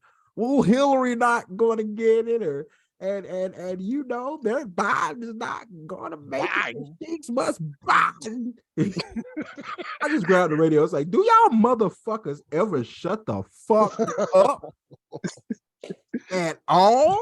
This is my favorite observation since I've been out there. Y'all seen the stickers by now of the Biden I did that. Right. So now that fuel prices are back to where they were, in some cases lower than what they were, you should see how many of them stickers have been tried to be scratched off out there. That shit is hilarious. I love that. Every time I get to a pump, every time I get to a pump, I look at it and there's just a little bit left because they couldn't scratch all of it off. So, Man, you niggas are idiots. it was, And yo, one other one because I think I messed this dude head up, and I think this is that's for the best. I started driving with McElroy specifically. I don't mind saying the company. I started driving with McElroy specifically in 2020, March of 2020. At the beginning of the shutdown, all this stuff. They weren't even sure if we were going to finish having our class or not. So around the end of the year, I posted about this too, around the end of the year, drivers like talking. And I understand that, but I don't want to talk to y'all, man. Because a lot of y'all, fun. It's not. It's not. Because if you're not talking about trucking, you're trying to talk to me about conspiracy theories that I'm not interested enough to even laugh at. Like, because some people with conspiracy theories, I boost them up just to see how stupid it is. But with this one, I remember this guy was pumping fuel next to me in the fuel island. And I can hear him because there was nothing playing in my headset at the time. And he was trying to get my attention. He was talking shit about the vaccines or whatever, because every once in a while at this truck stop, somebody would come over to PA and talk about, safe distance and all of that. And I knew he was going to try to talk to me. So he said, hey, hey. And I pretty much ignored him for a minute until he got to where I could see him out of my periphery. And so he really thought he had my attention. I said, excuse me? He said, man, what you think about all this vaccine stuff? I said, pardon? He said, what you think about the vaccine stuff? I said, good morning. He said, yeah, good morning, you too. He said, but what you think about the vaccine stuff? I said, man, it's a pretty good day, man. I think I'm gonna get a good one in today. He said, oh yeah? I said, yeah. He said, man, I don't know about getting this vaccine stuff. I said, man, I hear that. Have a good one.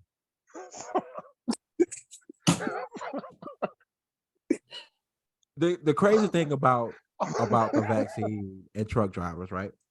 We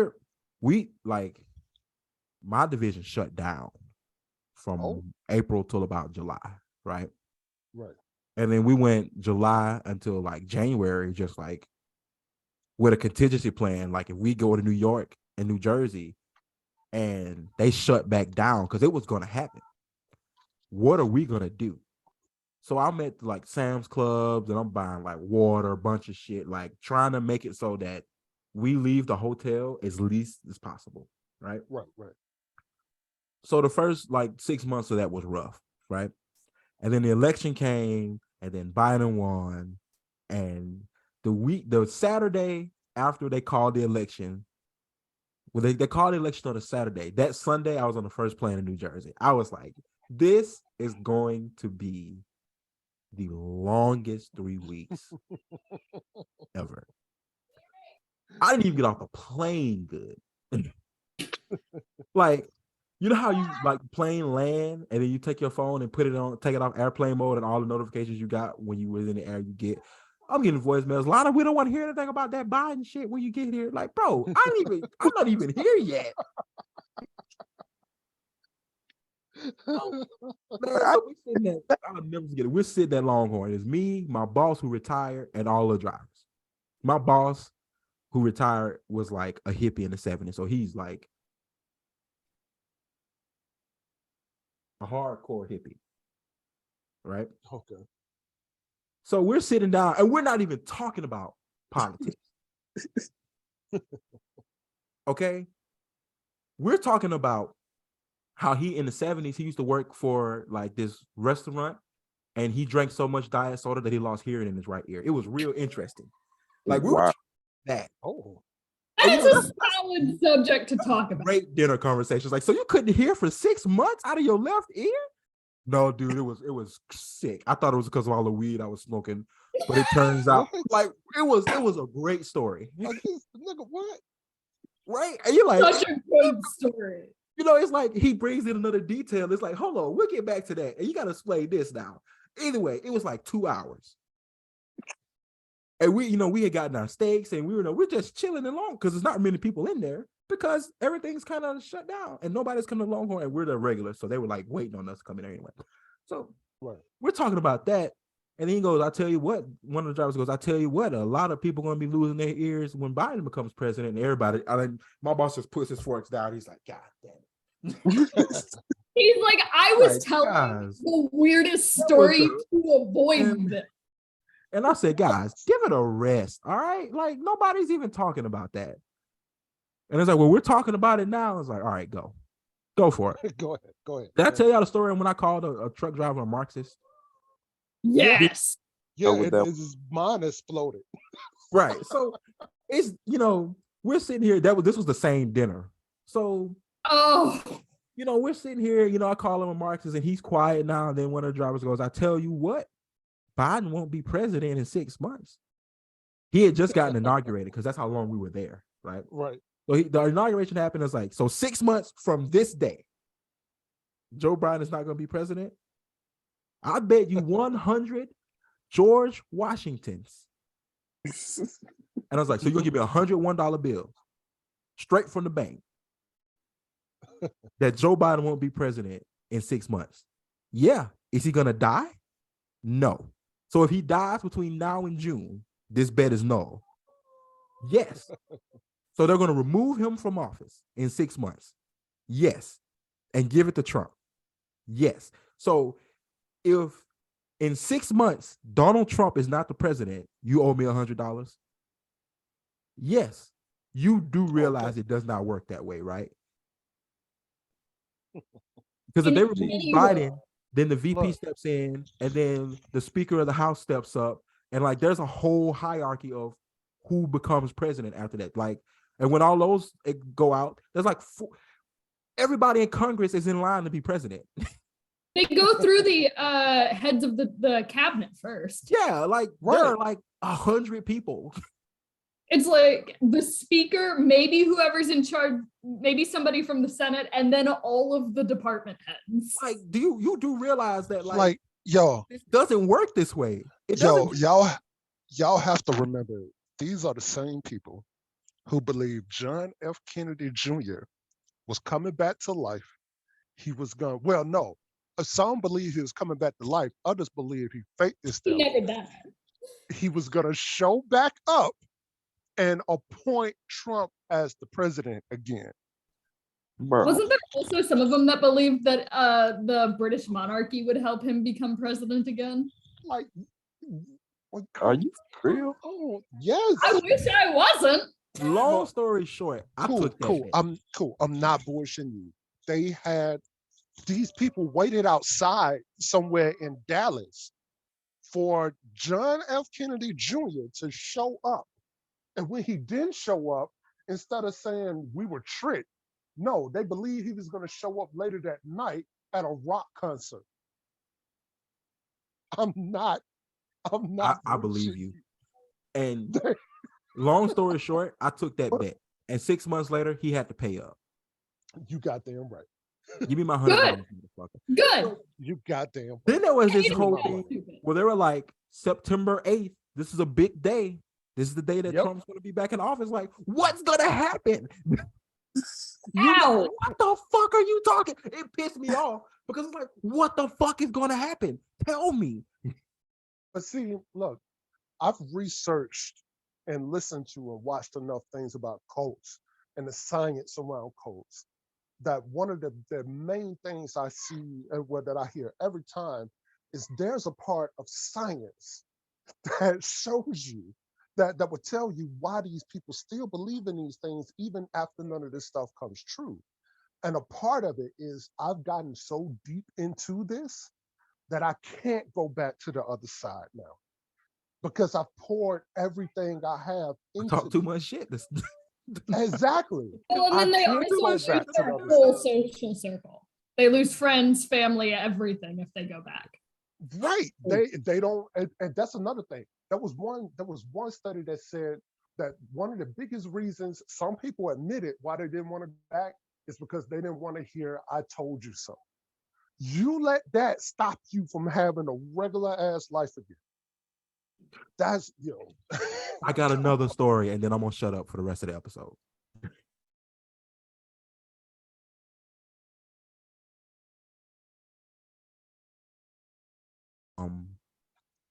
We had a vandalism on some of our equipment, so I had to call the law. And so the police get there, and one of my drivers, well, not one of my drivers, the operator made some slick ass comment about don't put your knee on his neck, right? And the cop looks at him and goes, "This is New Hampshire. We like black people up here." Right? So I noticed. Okay, that was another story. Okay, so we were in South Jersey. He helped me everything I needed, gave me his name, all that stuff. He was like, "Hey, you really don't need to worry about calling. If you need to call us. We're coming. We don't do that shit here. We're about the people, Like this ain't Texas. Like you need the cops, call the cops. We got you." Okay, that made me feel a lot better. Now I'm not watching my back in New Hampshire. Cool. So Word. I was in South Jersey doing a job, and I had 3 drivers that weren't ours; they were third party, and one of them had a purple Q in his window, right? And I was wondering what the hell the Q was for, right? So one of the other drivers, he came up to me. You know how someone's laughing so hard they can't talk, and it's snowing, and he's just like hands on hips, just like laughing. And I'm like, what the hell is wrong with you? I think his name was Ethan. Anyway, so he gathers himself. He's like, I asked that driver because I've never worked with him before. I looked at his window and I saw the queue and I walked up to him and said, good for you for being who you are, coming out being gay. He was like, that's not an LGBTQ Q. Such a good That's a response. QAnon Q. And he was like, oh my God, it would have been funnier if he were. I would totally walk up to somebody and be like, I am so proud that you can call yourself queer so confidently. Bro, what is going on in America, It bro? was so fucking. I say wearing my gay pride shirt, by the way. I'm just wearing Adidas. You bought me this shirt, so Did I?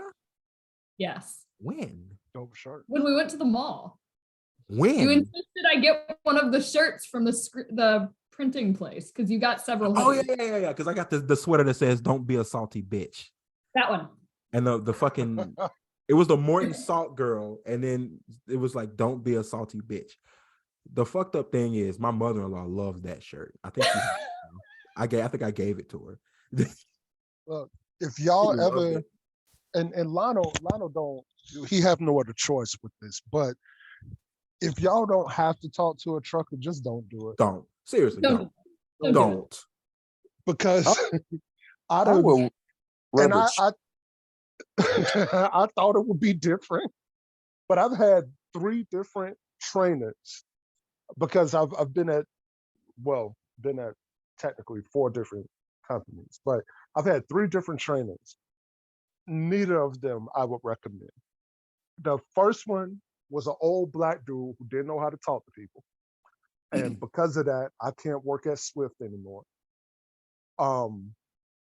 I was also doing some mind game things with him that I thought was funny. He's like in his early 60s. He had a girlfriend in her 30s, and he kept complaining about all she wanted from him was his money, but he wouldn't stop talking to her. So when that nigga started getting on my nerves, every once in a while, I'll put a bug in his ear like, man, you know what? She needs you, bro. Like, she really needs you, man. You should be there for her. You man. cannot do I that know to it truck seemed like drivers, man. It was like, You cannot like- do that. I was like, I know it seemed like she only wants you for your money, but nah, man, she can get money from anybody. She want you, man. You gotta do. It's like, so she asking for the money, man. She just asking for it because she wants your time, and you out here, you know. Yo, I had that nigga trying to stop places that like wire money and shit too out of Walmart and shit. It's like, yeah, eat his ass up. Get Eat his everything. ass up. Listen, Get all of it. when you Get all of it. when you And find then- yourself having conversations with truck drivers, it's always a dumb like you always find Oh, it's yourself always going a over this. Look, we were in Baltimore, Jen, right? You remember that TA right off of 95? Like when you come over the bridge, there's that TA. Well, that TA took our fuel cards. Not every truck stop takes the same fuel cards as other truck stops. They so don't. really Right, make right. sure that when you stop, you take right. Right. No. So, you know, we got the fuel cards work there. I know that because I took one of the driver's fuel cards and went and swiped it and it worked. The pump like lit up, was like, begin fueling. Okay, good, works. So Word. the next fuel stop, I want to say it's in White Marsh. Mhm. Okay. Which is like, if you're in Mountain Brook, it's like getting to the top of 65. It's like 15, 20 miles, right? Okay. So we were not working near White Marsh. They would, instead of hitting the fucking the fuel stop on their way back to the yard, they would go get loaded, go all the way up to White Marsh, get fuel, and come back down. And then they miss getting up. Well, I need fuel. Okay, go get it. It's around the corner. But we've been going to the one in White Marsh. I don't care. The one right there is right. It's right there. But we usually get it on our way back. It doesn't matter. It's right there. You're not going to lose any time. It's not out of route. Go right there. It's right there, bro. It's right there. Do they take our fuel cards? Yes, they do. Yeah, I've done the research. But you know, they tell us, because the company tells them, hey, if you use a Love's or a Pilot, we save money. But when I'm out east, I'm saying, fuck that. You're taking the fuel that's closest to the route, and the company buys tens of thousands of gallons of fuel a day. I don't care if they bitch at me about the 200 gallons that you got. They can do that. Right. I don't care. And my boss will bag me up every time. Get the fuel right there. But they tell us to go to Pilot. I don't care what they tell you. Go right there. It's a TA. It's the same shit. It's the same fuel. Then you get a call from dispatch. Let them go to Pilot. No, fuck that. Fuck you. They're going to TA. 2 observations about trucking. I want to end on a kind of serious story because I found this interesting today.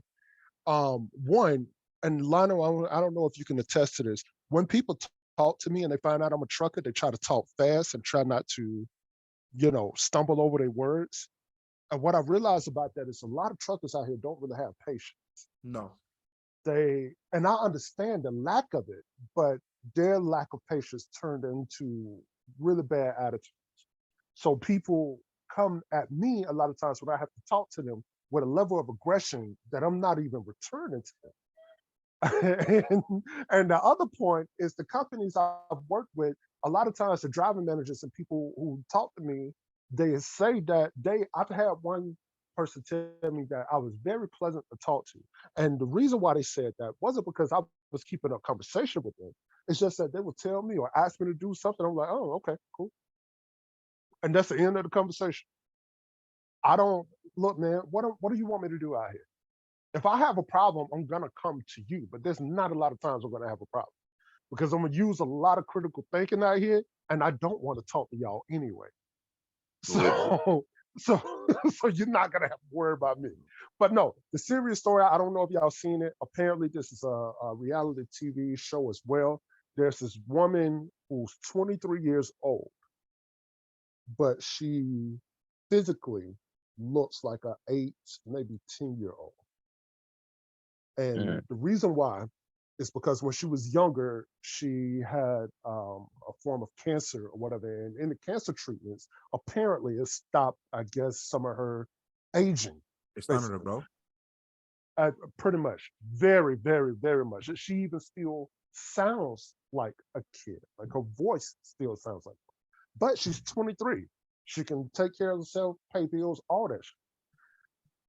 However, the reason why it's in the news now, the reason why it is people are catching it is because there's this guy who's easily 6'2", 6'3", or whatever, buff, dual, all of that, very visibly adult, who's dating this woman.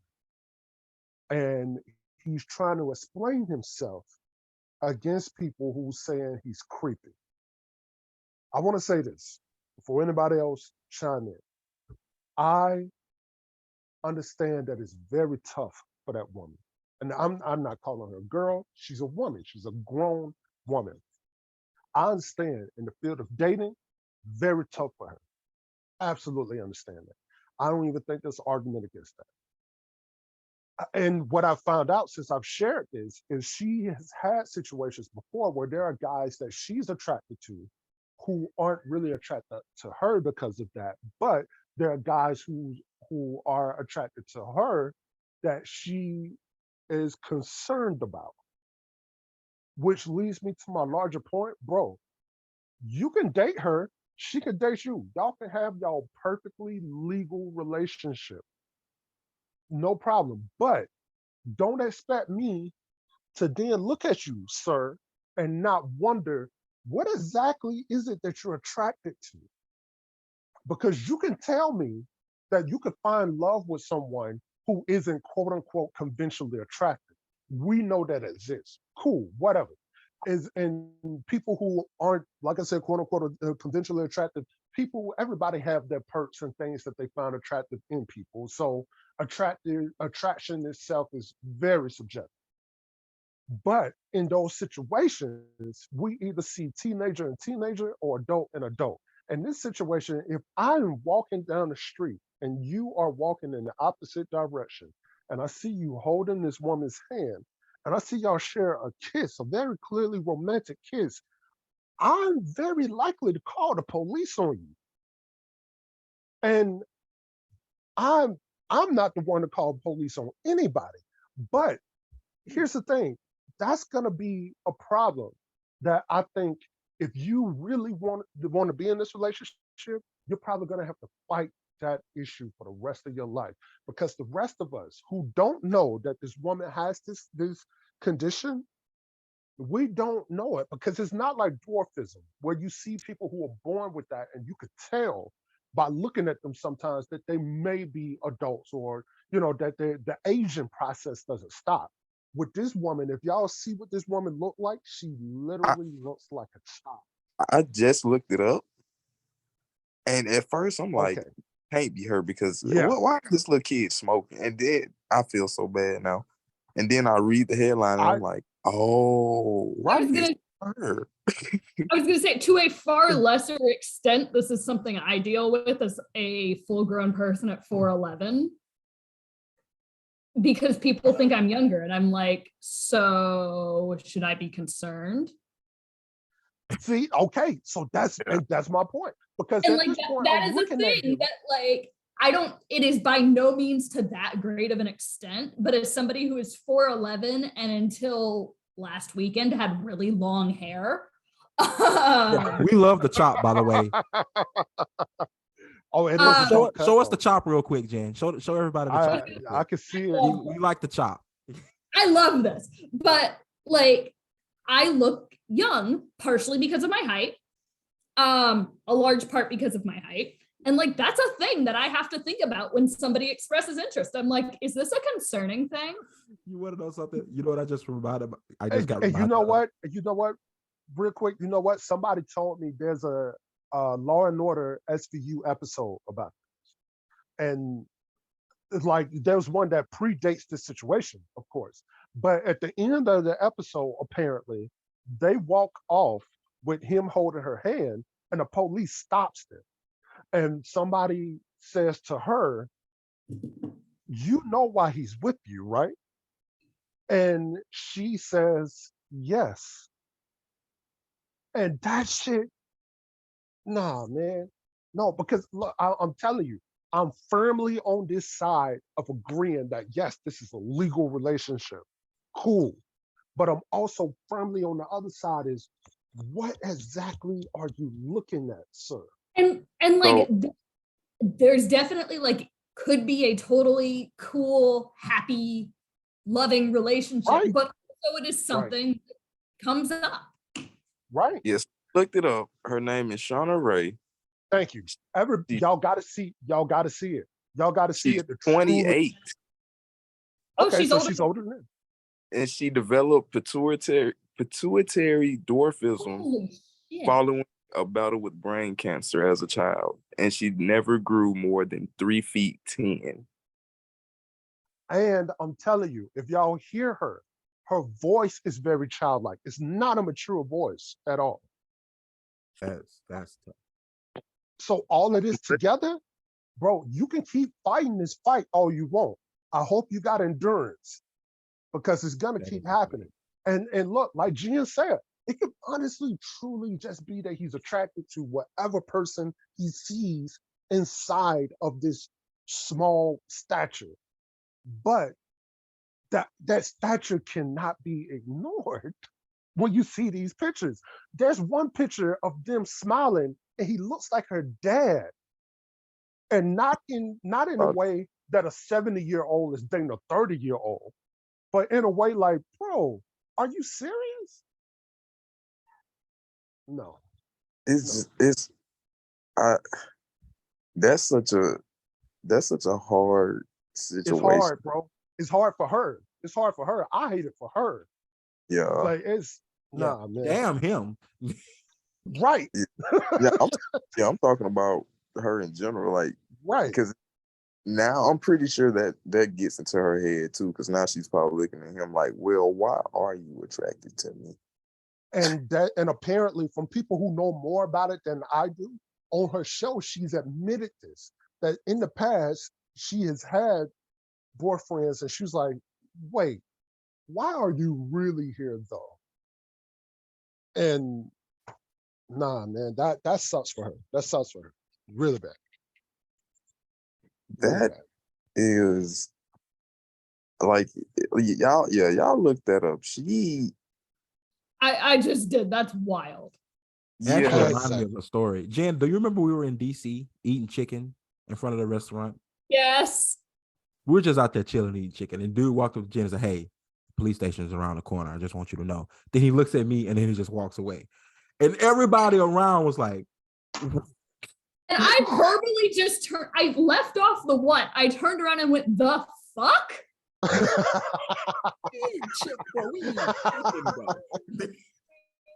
Huh? It was crazy. That But is Yeah. crazy. It's a wild moment.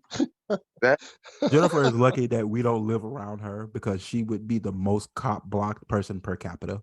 He's the same age as me. That is It wild. would be I know, bro. wild. I know. Hey, Jen, you're cute, bro. Keep it pushing. Cause like, look at me. Look at me. 6'4", 300. You not like. She got bodyguards, bro. Keep pushing. keep it moving, sir. Pushing, sir. I so firmly attach myself to a group of friends when I go out. Like, Keep it pushing. I'm not interested. I'm here to hang out with my friends. I'm here to have a drink, and I'm going the fuck home. And I'm out of here. On that note, we'd like to thank y'all for spending the last couple of hours with us. It has been a couple of hours, but you don't care because you're at the end of the show. So, and if you do care, tell us in the comments you care that we went all along. I dare you. Go ahead. Yeah, You sat here and listen. We may or may not be going live on YouTube during Black History Month. That's just maybe something we do. Don't know yet. That's a lot of work. So we'll let you know. Remember, the movie for this week is From Dusk Till Dawn, a Robert Rodriguez film, and the album is Apartment 505 Coast Contra. It's on all the streaming platforms, so unless you have Amazon Music, and then shame on you for having Amazon Music. Why don't you have Spotify or Tidal or Apple Music like a normal fucking person? Whatever. Anybody who's using Google, you know what? Wait a minute. This is how we're gonna end. Come on, man. Hold on, because I meant to say it at the beginning of the show, but we got off. To the people in the grocery stores. Oh my God. If you have 20 items or more, wait for a fucking cashier.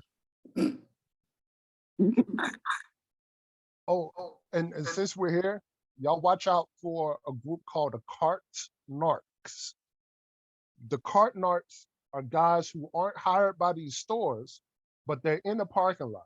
And if you don't put your cart back where it's supposed to go, they will hassle the fuck out of you until you do. There are I've seen videos on that. Exactly. Okay, so you know what I'm talking about. Watch out for cart narcs, and if you got more than 20 items, wait for a cashier. I don't fucking care. I'm not about to sit behind you while you just went a whole ass grocery shopping. And you think I'm gonna wait behind you in the fucking self-checkout? No. Ain't no way. Ain't no fucking way, boy. Started from the bottom because they ring it up so slow. They looking for barcodes. It's like it's at the bottom, bro. Bro, come on, bro. Anyway, we're gonna pick up on that next week. Because I got a feeling Sean do that. I do. And I want to confront him about it. I feel like he do that. So thank y'all for listening. I'm Lionel. That's cool. Jennifer, thanks for coming. Cool. Thanks for coming. JE, is always great to have you on. This is the But Peep This podcast, and we will see y'all next week. Peace. Peace and love.